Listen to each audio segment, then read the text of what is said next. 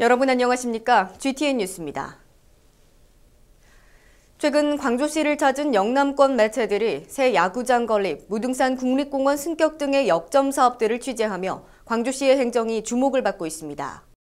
지난 13일 체육진흥과를 방문한 경남방송은 창원시 야구장 건립과 관련해 광주 새 야구장을 모범 사례로 소개했으며 대구 매일신문은 지난 12월 31일 무등산이 국립공원으로 승격했듯 팔공산이 국립공원이 되기 위해 노력해야 한다고 보도했습니다. 또한 경북도민일보는 실시간으로 지역민들과 SNS를 통해 소통하는 등의 행정을 소개했습니다. 이에 광주시는 타 지역에서 광주시의 행정을 벤치마킹하는 것은 매우 고무적인 일이라며 앞으로도 모든 가치를 시민의 행복에 두고 더욱 노력해 나갈 계획이라고 밝혔습니다. 광주시가 전통시장 및 상권 육성 지원 조례 등 조례 16건을 공포했습니다. 공포되는 조례 중 지역개발기금 설치 운영 조례 개정으로 하이브리드 자동차 등록 시 지역개발채권 감면 기간이 내년 12월 31일까지 연장됐고 재증명 등 수수료 징수 조례 개정으로 수입증지 요금 계기에 따라 발급하는 재증명 등에 대한 수수료를 신용카드와 교통카드 등으로 징수할 수 있는 근거가 마련됐습니다. 또한 저소득층 아동의 구강 건강을 위한 저소득층 아동 치과 주치의 지원 조례, 장애인과 고령자, 기초생활수급자 등의 주거 안정 등을 위한 주거복지 지원 조례 등도 제정됐습니다. 공포되는 자치법규의 자세한 내용은 15일자 광주시보와 자치법규 정보 시스템 등에서 검색할 수 있습니다. 광주시가 오는 3월 말까지 시 관리도로 중 균열과 변형, 포트홀 등 도로 파손 구간을 대상으로 일제 점검과 정비를 추진합니다.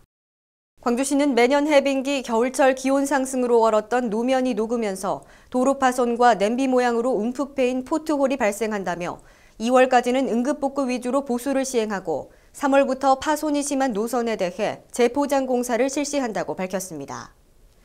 이를 위해 상시 도로 순찰과 노선 담당제, 시민 모니터링 제도 등 긴급 복구 시스템을 강화하고 어등대로 등 17개 주요 간선도로에 대해서는 73억 원을 투입해 지속적인 정비를 추진할 방침입니다.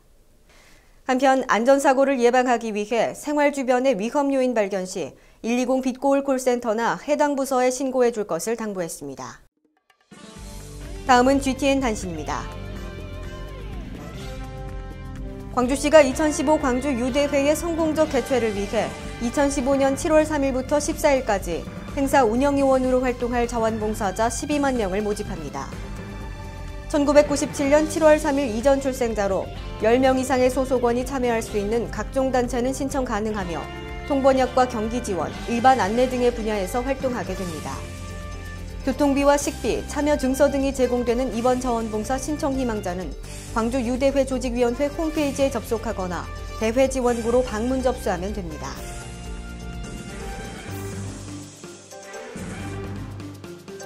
광주시가 참여와 소통의 시정 실현을 위해 2기 SNS 서포터즈 500명과 4기 블로그 기자단 50명을 모집합니다. 트위터와 페이스북 등 SNS를 이용하는 시민 누구나 지원할 수 있으며 오는 3월부터 2014년 2월까지 생활 속 아이디어 제공, 사고 재난정보 전파 등의 활동을 하게 됩니다. 선발된 서포터즈에게는 시장명의 위촉장과 신분증, 자원봉사활동 인증서, 주요 행사 우선 초청 등의 혜택이 제공되며 참여를 희망하는 시민은 오는 3월 17일까지 모집 홈페이지에서 지원서를 내려받아 접수하면 됩니다.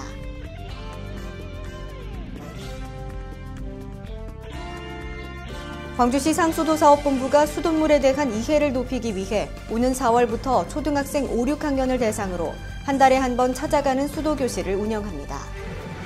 믿고 바로 마실 수 있는 수돗물 마시기 시책의 일환으로 추진되는 이번 교육은 기존 프로그램보다 홍보용 책자와 물품 등이 확대 제공되며 간이 정수 처리 키트를 이용한 수돗물 만들어보기, 재미있는 수돗물 퀴즈 풀기 등이 진행됩니다.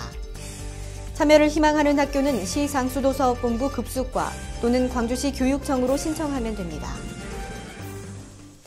이상으로 GTN 뉴스를 마칩니다. 시청해주신 여러분 고맙습니다.